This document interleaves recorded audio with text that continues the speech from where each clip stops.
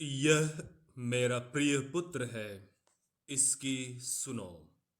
सन मार्कुस का सुसमाचार अध्याय 9 पद संख्या 7।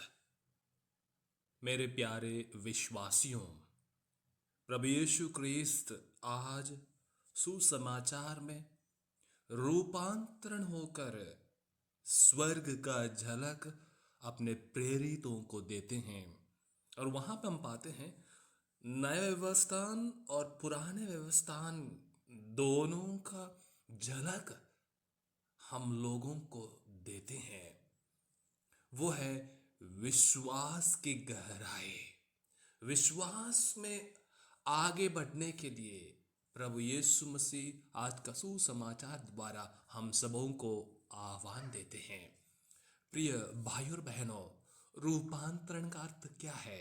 रूपांतरण कब हो सकता है? रूपांतरण से हमारे जीवन में क्या बदलाव आ सकता है? क्यों प्रभु यीशु मसीह को रूपांतरण होने की जरूरत थी? बहुत सारे कारण हो सकते हैं। शायद एक बड़ी कारण होगा, प्रभु के साथ रहते हुए प्रेरित और शिष्य प्रभु को पहचान नहीं पाते हैं। वो सचमुच कौन है? फरीसी लोग उनको नहीं अपना रहे।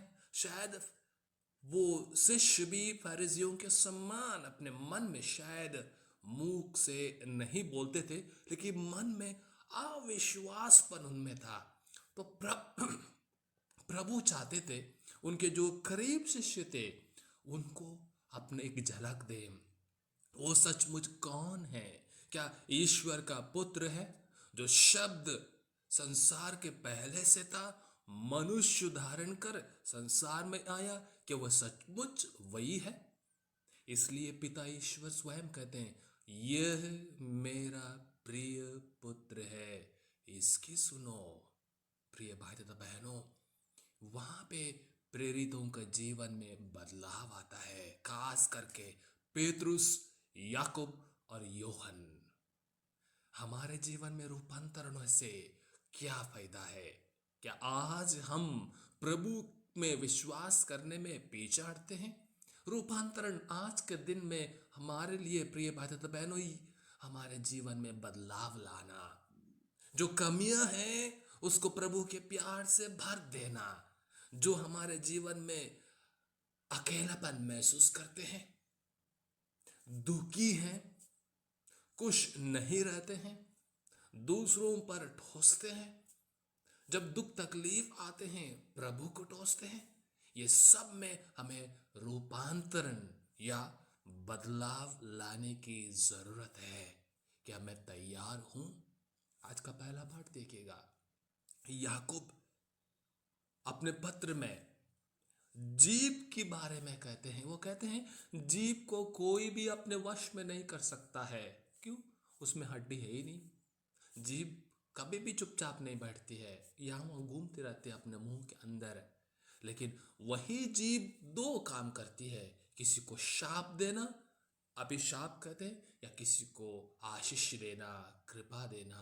प्रिय भाई तथा बहनों, मेरी और आपकी जीभ क्या काम करती है? वह कहते हैं एक ही मुख से स्तुति भी निकलती है और अभिशाप भी। और वह अंत में कहते हैं, मेरे प्रिय भाइयों, यह उचित नहीं है। मेरे जीभ, प्रभु ने मुझे उनकी स्तुति करने के लिए, उनकी प्रशंसा करने के लिए, दूसरों के जीवन में दो अच्छे शब्द कहने के लिए हमें दी है।